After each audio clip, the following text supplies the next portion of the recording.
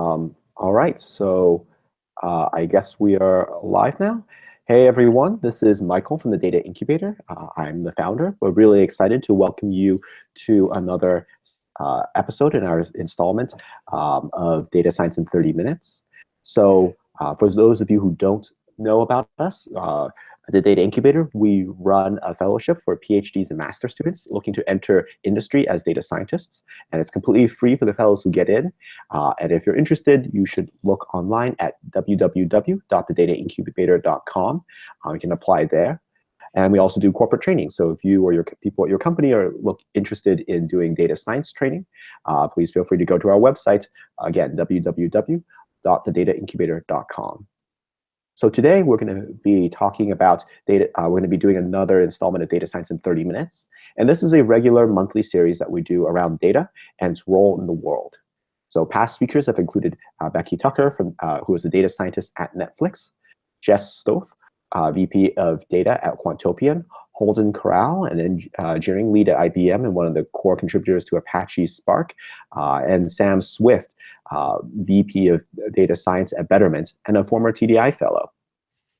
And before I introduce today's speaker, I want to remind everyone that as you're watching on YouTube, you can pose questions in the chat area. We'd really encourage you to do that. We'll monitor those and ask them to the speaker at the end of this session. So we will be looking at these questions, and we will be answering them. So you can, in order to actually pose questions, you'll have to be logged in using your Google account.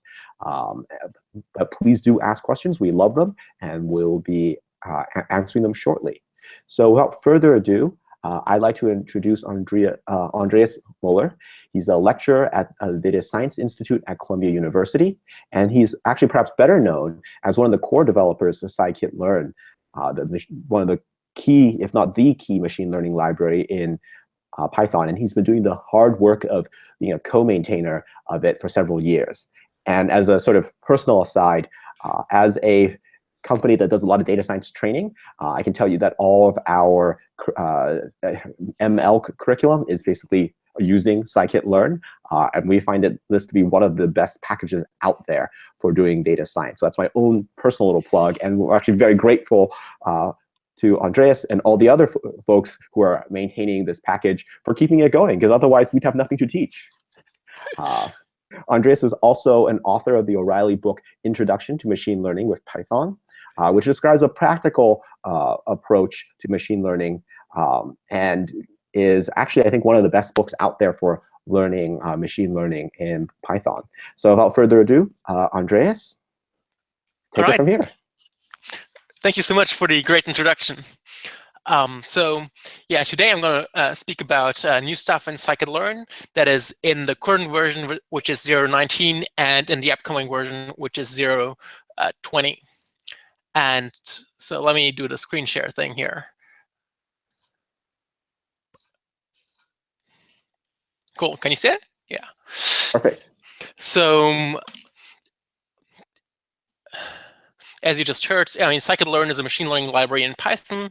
And yeah, it's probably, if you do machine learning in Python, you've seen it.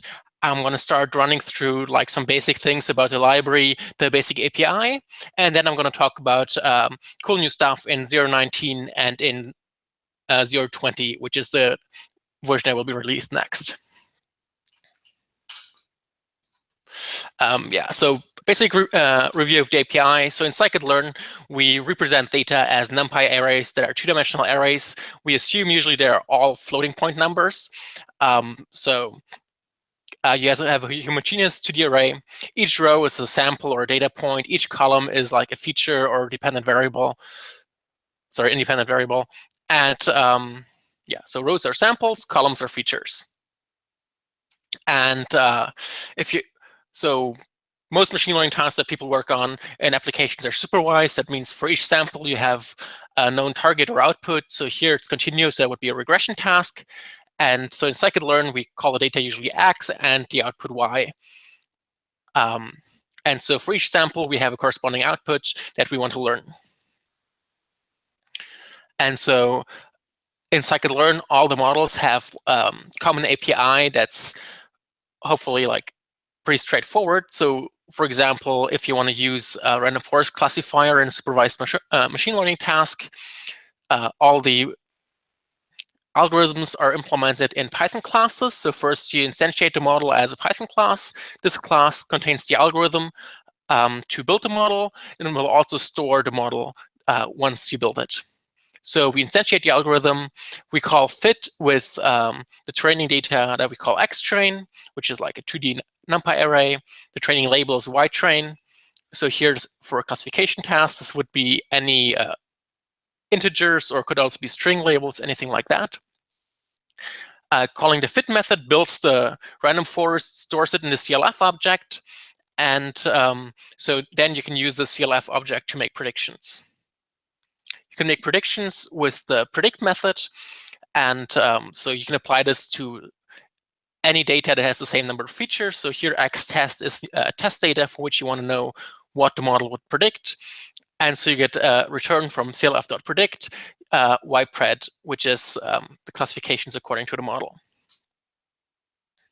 And so fit and predict are sort of the two core methods in Scikit-Learn. And this is sort of how all machine learning in Scikit-Learn looks. You instantiate your model, you call fit, you call predict. There's another helper method called score that allows you to easily evaluate models.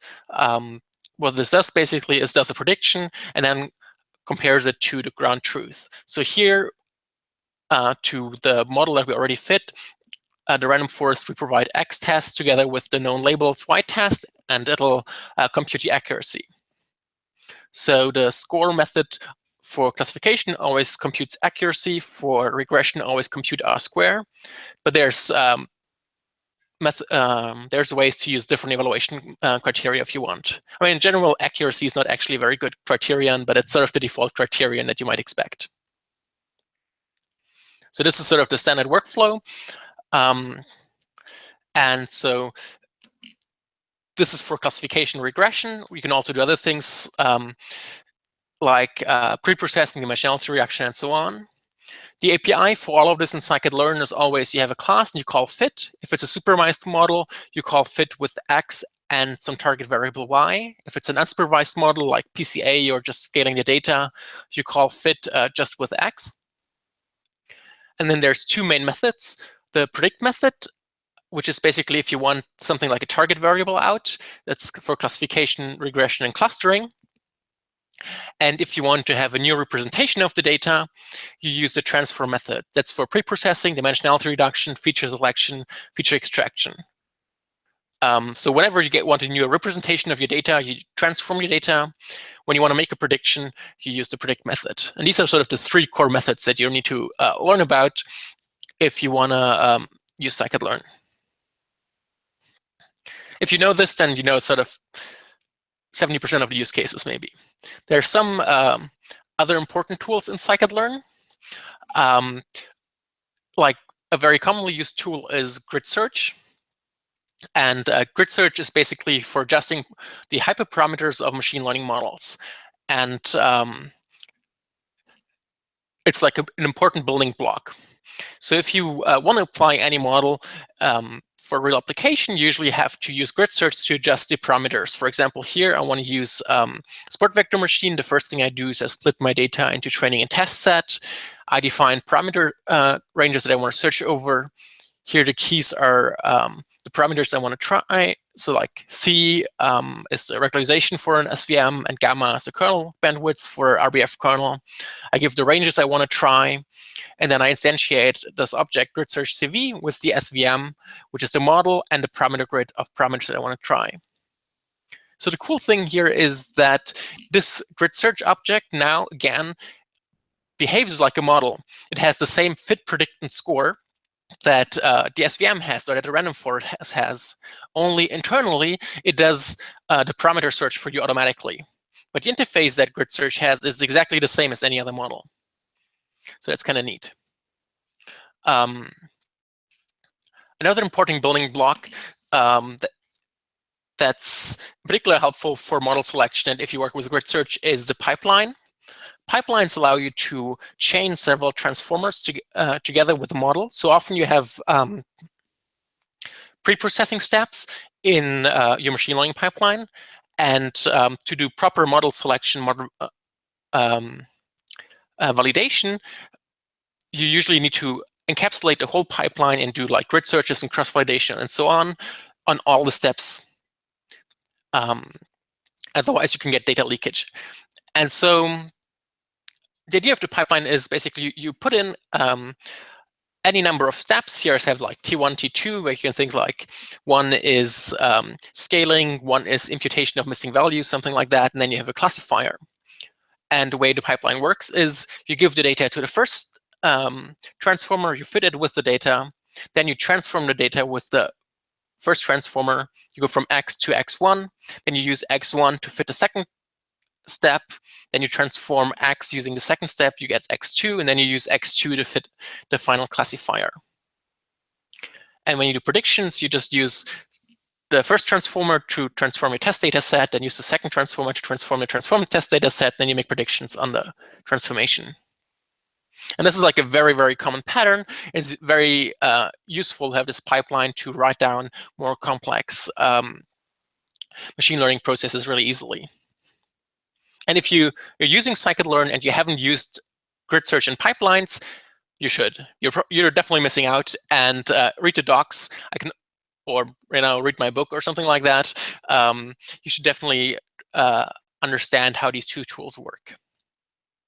But now, you can also combine grid searches and pipeline, but maybe that's too much syntax for now. Rather, I'd want to talk about what happened in Scikit-Learn recently. So the last release we did was 0.19 and then 0.19.1. 0.19 came out in August 2017. So that's like 3 months ago now or something like that. Yeah, 3 months seems about right. And so I want to talk about a couple of the cool new things we added. So most of the things that we do is usually like minor improvements, speed ups, improved documentation, bug fixes, and so on. I'm not going to talk about that because it's kind of boring. I want to talk about the new cool features we added, which is usually actually the smaller part of what we're doing.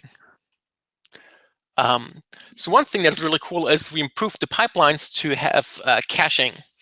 So usually if you combine pipelines with grid searches, that means you pre-process your data again and again every time you try a new parameter setting. But if you have like a pipeline of a PCA and a support vector machine, you tune the parameters of the support vector machine, the PCA stays the same. You don't need to recompute it every time. And so now we have this memory option in the pipeline that allows you to cache the steps that don't change, and that possibly makes combining pipeline grid search much faster. So that's pretty cool. Obviously, if you try to parallelize and cache at the same time, there can be interactions, but generally, caching will speed up things a lot. So that's pretty cool. Another thing to speed up things is Saga. It's a new solver for logistic regression, particularly for L1 logistic regression. I think it's like a NIPS paper from possibly 2 or 3 years ago. It's like a really fast solver. In particular, it's works for multinomial logistic regression. So now we can do multinomial logistic regression with L2 regularization or L1 regularization, and it's really fast on pretty big data sets. So this is like a really state-of-the-art proximal solver that works on. Actually, it also works on elastic net penalties, but that's not currently exposed. But I think pretty soon we'll allow users to use a mixture of L1 to L2 in logistic regression. Anyhow, it's a really cool new solver for logistic regression that I like. Another thing that's a little bit trivial but helpful is we added repeated k-fold cross-validation. So if you have very little data, you want to have but you want to have a good estimate of your cross-validation accuracy. Some people use something like leave one out cross-validation, but that actually has not so great statistical properties. What you want to do instead is you want to do 10-fold cross-validation repeated 10 times with different splits. That's actually statistically much more robust. And so we added, I mean, it's like a standard method in statistics. And so we added the repeated stratified k-fold and repeated k-fold, which basically allows you to do like k-fold cross-validation m times. And so if you want more robust cross-validation with more splits, basically, that's a good way to go about it. We have some cool pre-processing also, which is called the Quantile Transformer. Basically, what it does is it estimates quantiles and then maps them either to uniform or normal distribution. So basically, it transforms your data so that the marginal distributions are either normal or uniform. So you can think of it as like a non-parametric estimate of the marginals and then mapping through the UDF and not UDF, PDF. CDF. CDF was the word I was looking for.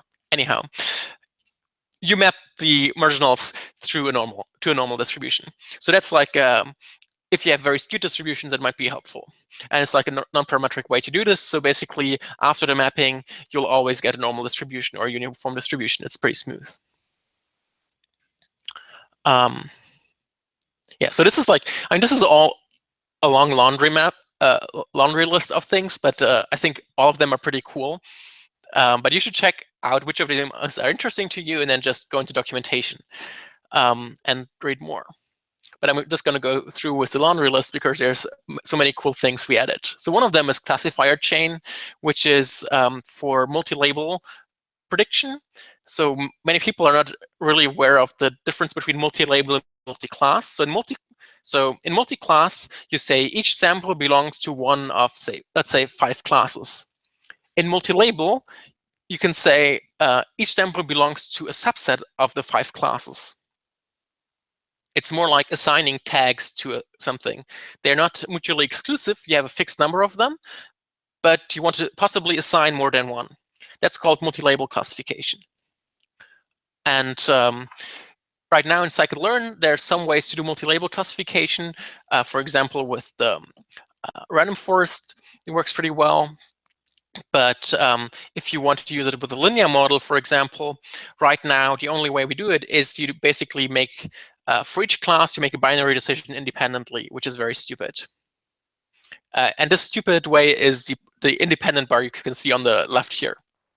The chain classifiers is a classical way to reduce this problem in a more clever way to binary classification, where basically you start classifying the first tag, say, is it this tag or not?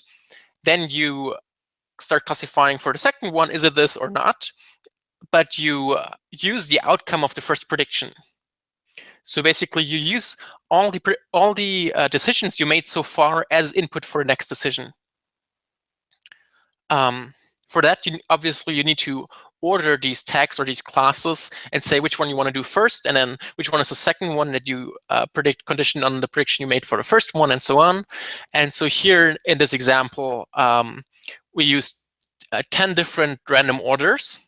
Most of these orders, each of them on its own is better than just doing the independent predictions. But then you can also aggregate them, and that's the ensemble on the right, and then it gets even better. So I mean, this is what we call a meta estimator, where basically you can plug in any estimator and it gives you a way to use it as a multi-label prediction method. And I'm going to be that annoying guy who reads the chart and asks you why chaining at step 2 is so much worse than independent, and then chaining at step 1. Well, I mean, so sorry, these are not steps. These are different random initializations. So, these are different. So chain 1 is I do the chain for all k classes. Like I predict the first, but just the order in which I did is randomized, and it's different for each of the different chains. So chain 2 just happened to be a bad ordering. Yeah, this happened to be a bad ordering. And so one of the reasons why you want to ensemble is you want to be robust to having bad orderings. I mean, you could try many random orderings and see which one is the best, and you would find chain 1 in this example, and maybe you could do that. That might be like a simple way to do it, or you could just take all of the chains and then just ensemble them together, and that's also more robust. But yeah, but a priori, you don't know what's the right ordering to resolve the dependencies in a good way. All right. There's much more stuff to one that's also sort of seems very simple, but was like somewhat tricky to implement is you can now do grid search where you monitor multiple different metrics.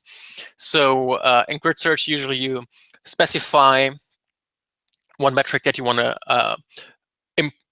improve, like AUC or accuracy or whatever. But now you can also have additional scoring metrics that you're just there for monitoring purposes. So now you can basically have an arbitrary list. You can say, okay, I have one metric that is the one I want to refit. That is where I want to use this metric to select the best model. But for all models, I want to compute all of these different metrics so I can have a more complete picture of how this parameter influences the different metrics. So here, for example, we say we want to tune the decision tree using AUC, which is the green curve. But we also want to look at precision and recall and F1 score and see how they change. And then a really simple question: are those plots, like the one you have here, are they sort of like highly custom, or is there like a command I can just call? Oh, these are all examples, and so I guess there's like right now there's no plotting. Actually, I'm like trying to push for more easy plotting functions, but that's going to be either probably not in 20, but maybe in 21. But there's examples, and you can copy and paste the examples and start from there. And so it's not so hard, hopefully. That's what I do. Yeah. So there's also a couple things that happened like during the summer that came out that are really cool, and I want to highlight. They're not in Scikit-Learn, but like related libraries. And there's a lot of cool work, in particular by people around Dask and Joblib. So Joblib is what Scikit-Learn uses for caching and also for parallelization. And so one cool thing that Joblib can do now with Dask is use the Dask distributed backend. So Dask is like a graph computation and parallelization framework in pure Python that allows you to do, to like distributed computation and lazy evaluation on compute graphs. I hope I didn't butcher totally what it does, but that's roundabout what it does. And so in particular, it has a way to distribute computation. And so now anything that you can do parallel in Scikit-Learn, for example, build a random forest or do a parameter search, you can now do over a cluster. Basically, by just specifying this line with parallel backend Dask.distributed, you need to set up Dask.distributed, which is like a very lightweight, pure Python sort of cluster management. So you have a scheduler and you have some clients, but then you can use, whenever you have n jobs, basically in Scikit-Learn, you can distribute it over a cluster very easily. So that's kind of cool. There's that works particularly well for like stuff that's embarrassingly parallel, like like searching, like grid search and randomized search. What people from Dask Distributed also did is they have a scatter command which allows you to distribute data over the cluster before you process it, and that actually allows you to distribute random forests very easily. And yeah, I think it's merged by now. When I made a slide a while ago, it was still in the pull request, but basically it allows you to, it gives you like a near linear speed up of parallelizing random forests over a network. So you can build really large random forests distributed over a cluster with Scikit-Learn and Dask distributed. Oh my God, I'm running out of time. Okay. Another thing that I think is really cool is Dask SearchTV. So that's also the people at this Dask. And actually this one, yeah, I worked on a little bit, but it's mostly Matt Rocklin and Joe. I forgot Joe's last name. Not Joe. Jim Christ. Jim Christ worked on this a lot. And he'll see this and then kill me. But so this is really cool because, again, it's a way to do faster grid search on pipelines. But the nice thing is here, basically, it creates a compute graph over all the different pipelines and which step depends on which step, and which step has parameter changed, and so on. And so you roll out the complete compute graph, and then you can distribute the graph either on a local machine, parallel, or over network, whatever. You can do with that distributed. And so this is, in a sense, this is better than the caching, because caching and distribution doesn't really work well together, because if you start multiple jobs at the same time, they might try to compute the same thing because it's not cached there. But here, basically, you build up the whole compute graph, and then you use a scheduler to see what do you need to compute at what time step. And so this is like the right way to do grid search and pipelines in way I think about it. Basically, by building up all the computation first, and then using a scheduler to compute it. Yeah, so I think this is really cool. Cool. All right, so now I want to talk about some cool new stuff that is happening in 0.20, which is the next release. So I'm saying it's going to happen in early 2018. We don't really have a release date yet. I hope it's not going to be too late into 2018. I'm hoping for like maybe February or March, but it's like there's no dates yet. So there's a couple of things that we already merged in master, so you can use them now if you use the development version of Scikit-Learn. So if you use 0.20 dev, if you're like adventurous, you can use it now. One thing that we did is early stopping for gradient boosting. That means basically if you use gradient boosting in Scikit-Learn, it allows you to select a number of estimators based on a validation set. So, in gradient boosting, you add one tree, next tree, and so on, and you keep improving. But before that, you basically needed to set a maximum number of estimators, and it always built that. And now you can specify a validation set, and basically it'll stop adding more trees once the validation error doesn't improve anymore. And you can do this by activating by an option called an iter change, and if it doesn't change or doesn't improve for this many iterations, like 5, then just stops building the tree. You can see here some examples on some toy data sets. So basically the test score is the same, but you can do the same test score with much less trees. So instead of having 500 trees every time, you get like on Iris, it stops after 28 trees. On Digits, it stops after 150 trees. On Hasty, it stops after 140 trees, and so on. And so it's much quicker. Even the results are better depending on how you set the number of estimators. Another thing that was really big for me, but seems really trivial, is we have a replacement for the one-hot encoder to now also work with strings. So the one-hot encoder is for encoding categorical variables. And so Scikit-Learn assumes everything is float, but many times you have like tabular data with categorical variables. And so if they're encoded as strings, it was kind of painful, and you couldn't do it with Scikit-Learn. You needed to use like pandas, for example, and do the get dummies.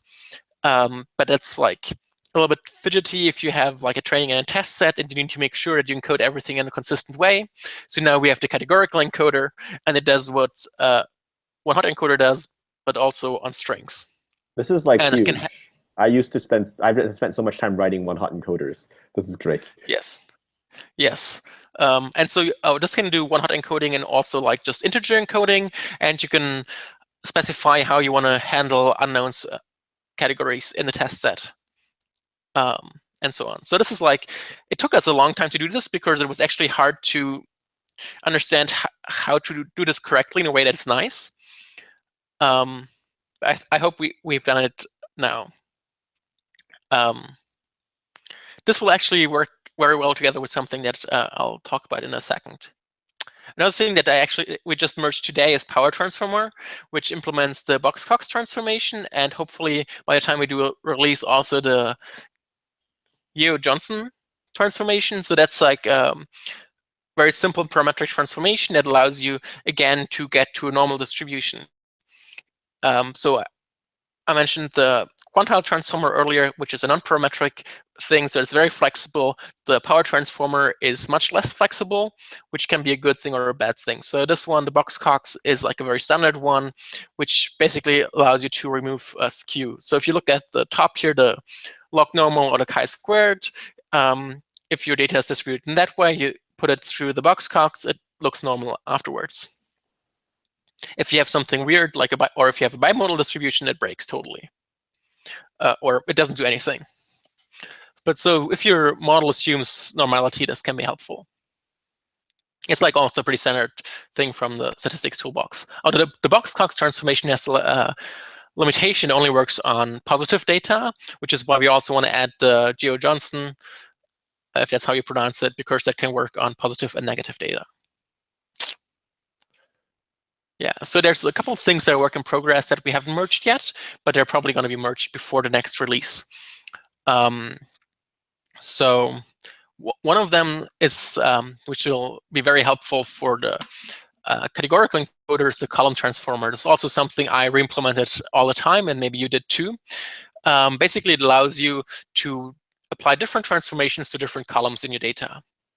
Often you have, let's say you have categorical features, you have continuous features, and you have string features, and you want to do different things with them, but you want to put them all in a pipeline. For example, you want to use different imputation strategies, if different scaling, whether you have a categorical or continuous.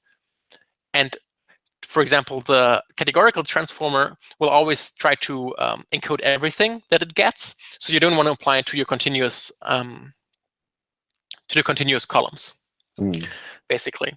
And so the column transformer will allow you to do different things on different subsets of the columns.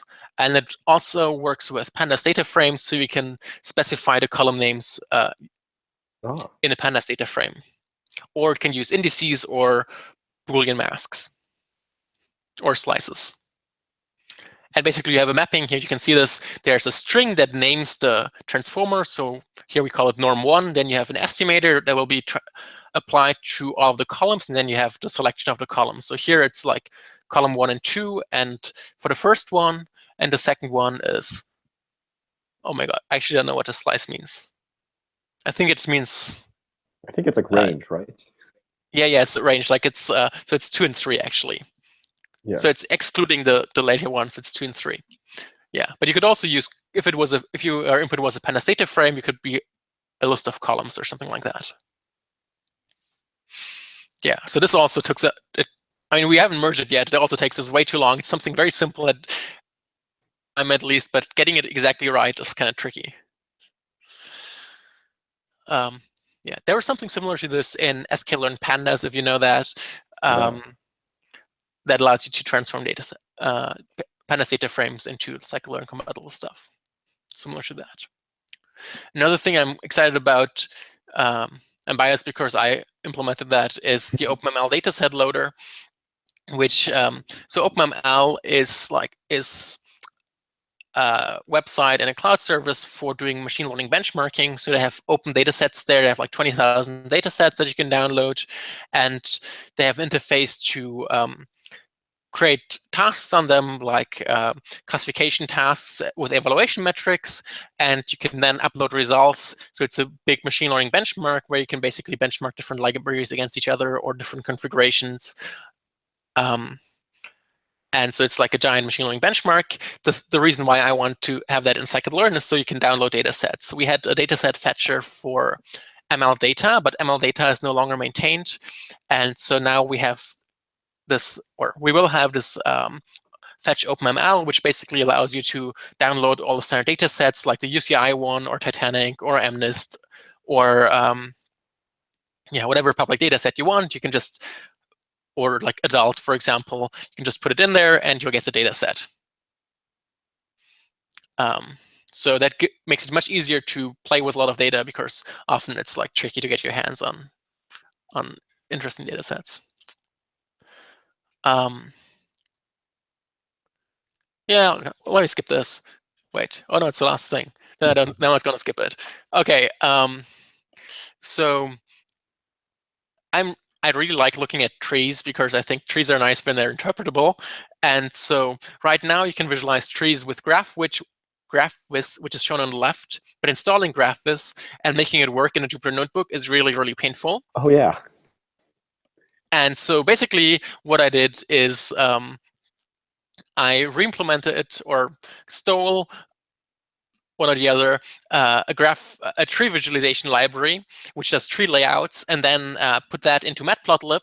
So on the right-hand side, you can see like this is a pure Python implementation using Matplotlib for visualizing a tree. So basically, you can use that as long as you have Matplotlib installed. You can put it into subplots, and you don't have to worry about dot and GraphViz, and you can just use it inside a notebook. That's huge. Like, there's a part of our library that constantly breaks because of GraphViz. Sorry, part of our build that constantly breaks because of GraphViz. So I'm glad to get rid of that. One of the things was actually I have the book and I do a lot of like training and tutorials, and like people in tutorials can never install GraphViz basically, and because they have different architectures and so on, and I think it's something that's for beginners in particular. It's very nice to be able to look at the model in this way. And so I was kind of frustrated with the infrastructure problems. So that's why I did this. No, that's to get around that problem, we basically provision people boxes for our trainings. And then we realized that one of the things that keeps on breaking in our provisioning build system is this GraphViz thing. Because every time you move a version of something, GraphViz breaks.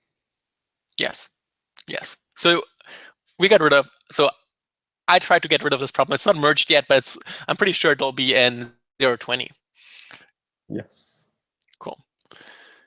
Did I leave something out? I mean, there's tons of other things. So actually, all the work we have like 600 pull requests or something, or maybe 500. And I pointed out the 3 ones that either I did or I'm most excited about. So there's tons of more stuff going on. That's really exciting, but these are things that like are close to my heart, so I talked about them. Yeah, I mean, you already mentioned the book, so if you're interested, you can find more stuff mostly about Scikit-Learn and like best practices of Scikit-Learn in my book. I try to write it so like that it's basically there's no math. There's good books about math, and I think it's important to understand the math, but you can get started without like knowing a lot of linear algebra or optimization. And so this is like for people that know Python, basically. It's a very good book. Recommended to everyone. And now we have a few questions from the audience and also myself. So the first question comes from Abel, and the question is: will XGBoost it be implemented in Scikit-Learn? So I'm not entirely sure what this question means, because so XGBoost is an implementation is a very good implementation of gradient boosting, and so that also there's a paper with a couple of tweaks, and so there's an algorithm. There's like things like L1 and L2 penalty of the leaves, and then there's the implementation. And so what's the question gradient boosting implementation? I mean, it's just our implementation. So we're not gonna like port XGBoost because there's really no point in that. XGBoost provides a Scikit-Learn compatible interface, and we don't want to maintain their C++ code. So I think the question is probably, do I get the same benefits if I use Scikit-Learn?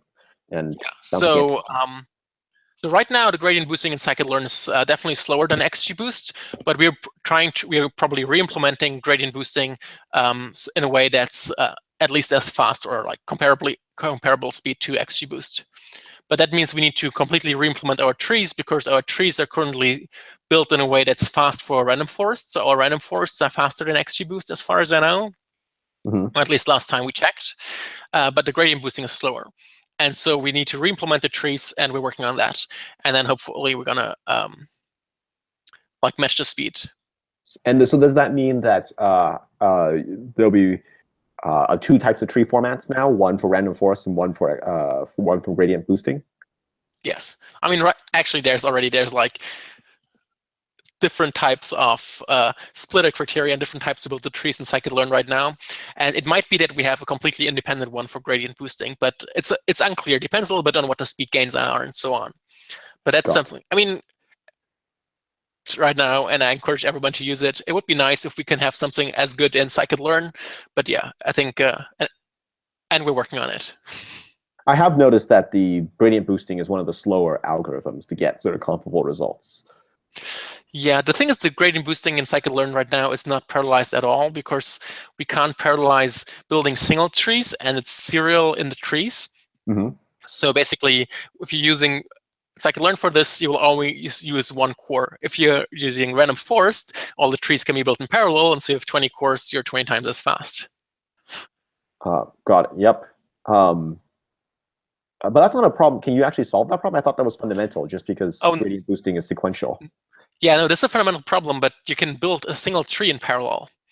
So you can use multiple cores for building a single tree. Scikit-Learn cannot do that. I believe XGBoost can, and I think by now we're in a position where we could do that in Scikit-Learn using OpenMP. There was issues with Python multiprocessing that didn't allow us to do that in the past, but I think we might be able to do that in the future. Great. Well, that'd be very exciting. And speaking of Python multiprocessing, so one of the things I've been somewhat confused about is the use of Njobs if you have like a nested thing, like let's say a pipeline and a grid search, and inside that there's a random forest, all of which could take Njobs. Does it intelligently sort of put them all on a queue? What happens? What happens is, I think like it doesn't do anything intelligent.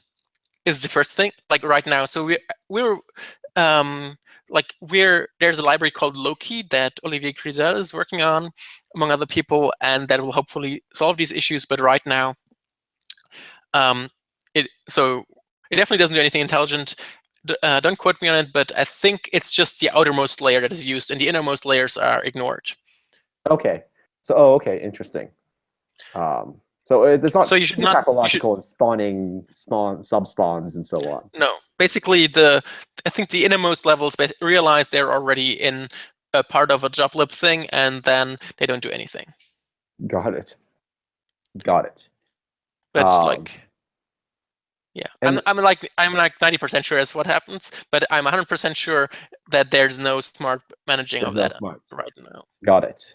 And then Scikit-Learn and pandas, right? So Scikit-Learn is like one of the two main pillars, I would say, of the Python data science world, and the other one would be pandas. And like they play together reasonably nicely, but sometimes it doesn't quite work. And I'm sort of curious about, what are the thoughts for like, is that something you guys want to do at Scikit-Learn? I mean, so there's a bunch of things we already improved quite a lot in recent versions, and I mean, like, having this column transformer and having the categorical encoder definitely makes things more seamless. I don't think so. Right now, we're not. So Scikit-Learn doesn't depend on pandas, and I'm not sure. And I don't think we're on track to changing that in the near future. And so the question is, what does it mean for them to integrate better? And so one thing, basically, we give you now better tools, hopefully, or easier tools to pre-process your data frame into some float format that Scikit-Learn can work with. One thing that we completely discard are column names right now.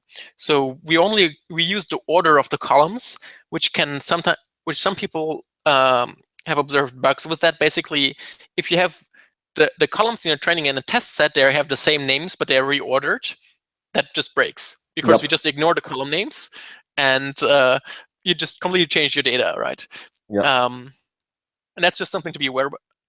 And we might if that happens, maybe in the future we'll throw an error. So there will be sort of special code that sort of, if type is data frame, do something. Otherwise, just like keep on going. Don't pretend pandas doesn't exist. And I think that makes sense. But it's sort of interesting to see that the column names, which is like a core concept in pandas, is sort of, you have to dance around that a little bit, right? Yeah. So, I mean, So I guess the main thing is that the core data structure in Scikit-Learn is NumPy arrays, and they're probably going to stay being NumPy arrays because there's a good reason for them, because we need to do linear algebra and stuff, and NumPy arrays are the right thing to do that. The other thing is that we can't actually write against pandas still, from what I understand, because there's no pandas C or Scikit interface. So we can't, okay, we probably don't have the capacity to write against pandas right now. But you could imagine a world where we have a tree that can work directly on pandas categorical data. But actually, that's not possible from my understanding, because there's no C API. And so even if we wanted and had the resources to do that, I think it's not possible right now to build a fast tree that uses pandas categorical, unless you are using the internals of pandas very explicitly. But if pandas changes the internals, then things break. Yep. So basically, there's a limit to how much we can do, and there's a limit to how much we want to do. I would definitely. So what I want to work on more is supporting column names better. So A, if you change your column names, maybe alert the user that something's weird. And B, maybe make it easier to inspect models. For example, if you have a linear model and there's column names and you look at the coefficients, you want to put the coefficients together with the column names, right? You want to see which coefficient corresponds to which feature. Or if you do feature importances in a random forest or a gradient boosting, you want to know what original column does this feature correspond to. And you probably might want to do this even if there's some feature selection in between. So you're doing some feature selection, maybe you're doing some polynomial features, then you're doing logistic regression, and then you want to know how does my coefficients in the end correspond to the column names I had in the beginning. And so that's something I would like to make better. Yeah, and I think that's that would go a long way, and that doesn't require touching the C Yes. API. It's just a little bit of Python glue code. It's just a little bit of Python glue code in every Scikit-Learn model. Oh, I see. So it is. So I don't want to promise this. It's something that I would like to have and I want to work towards. It's not entirely clear to me how and whether we're going to do that. Got it. But I think it would be something that would be very helpful for you end users. Yeah. Oh, absolutely. So one thing is we've talked so far about point 19, point 20. Is there any plan to ever move to 1.0? There's plans to 1.0, and it's usually 1.0. Usually, I move the target to 2 years out from now, and whenever it rolls around, I move it 2 years back. There's a list of things that we wanted to fix. In particular, project lead of Scikit-Learn is Gaël Verrocco, who's one of the co-creators, and he has some ideas about what he wants in 1.0. But these are API issues, because basically 1.0 means we have the API figured out, but we haven't agreed on those yet. And we keep arguing. There's some things we kind of settle on, but then other things we don't settle on. For example, right now, in the pipeline, it's not possible to change Y. So you cannot... You mean in a feature selection way, or what do you mean by change Y? Okay, yeah. So so for example, one thing you might want to do is do a log transform in regression. And that's not possible with a pipeline. Actually, I don't think this should be possible with a pipeline, and we add a target transformer in 0.20 probably that will allow you to do that. But other things that you might want to do is change the number of samples. If you have imbalanced problem, you might want to subsample the majority class. You cannot do this in a pipeline, because the pipeline, each step will get the same Y. And so if you drop some of the axes, then the X and the Y will no longer match up. There's Imbalance Learn, which is a great library for imbalanced data sets that actually adds a different method and adds their own implementation of the pipeline that allows you to do subsampling. And so maybe that's the right way to do it. But there's different scenarios in which you might want to change Y, and it's not entirely clear which of these are like how they relate to each other, and which of these we want to support. Well, and speaking of Scikit-Learn's API, I have to say, like, I think this is, and I think I'm speaking for a lot of people, this is a very beautiful API, and it sort of, in many ways, encapsulates so much of what we want to do in machine learning to the point where maybe it even dictates what we think machine learning should be. So, you talked about a few things here, but I hope it doesn't.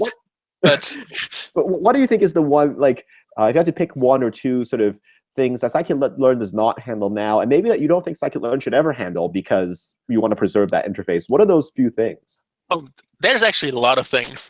And you can look at the FAQ because people keep asking for it. And so one thing that we're not going to handle is, that I think we shouldn't handle is recommender systems. Because basically in a recommender system, usually what you get is you get a sparse matrix where some entries are missing and you want to predict these entries either for a row or for a column. And I would argue that's a fundamentally different format. You could squeeze it into the X-train, X-test some way, but I don't think it makes a lot of sense. The way cross-validation works is completely different. And so, yeah, I think recommender systems need a different API. Similarly, for like reinforcement learning needs a completely different API. Yep. And so we're not going to do reinforcement learning. Also, basically, at some point we had HMMs and we kicked them out for multiple reasons. One reason was that they also require different data format, basically. So we're not working on any structured data. So things like time series of different length, or like actual image data that is like images of different sizes, or where the dimensions mean something. So we basically, our X is always number of samples times number of features. And if your data representation is any other way, you need to figure it out yourself. And we have some things. We have the count vectorizer that allows you to process text, but basically that's just one thing. This can get your text and put it then in a format that Scikit-Learn can understand. But we're not going to do any actual sequence modeling or like inference on trees or stuff like that. Got it. Got it. Huh. Well, that's very cool. Well, thank you so much. I think that's all the questions we had. And for those of you who are watching us, we had about 800 folks sign up for this. So we're very excited for all the questions and all of the engagement. So hope you have a wonderful evening in New York and lovely Columbia. Thanks. And thank you, everyone, for joining. And we'll see you next time for DS30, where I think we have a former reporter from the New York Times who will be talking about data science in journalism. And a number of other really exciting folks. Actually, Gregory Piatetsky, who is the curator and moderator at KD Nuggets. So I have a lot of exciting people, and I hope you'll stay tuned and sign up for those. All right. Cheers. Thanks for having me. Bye. Bye.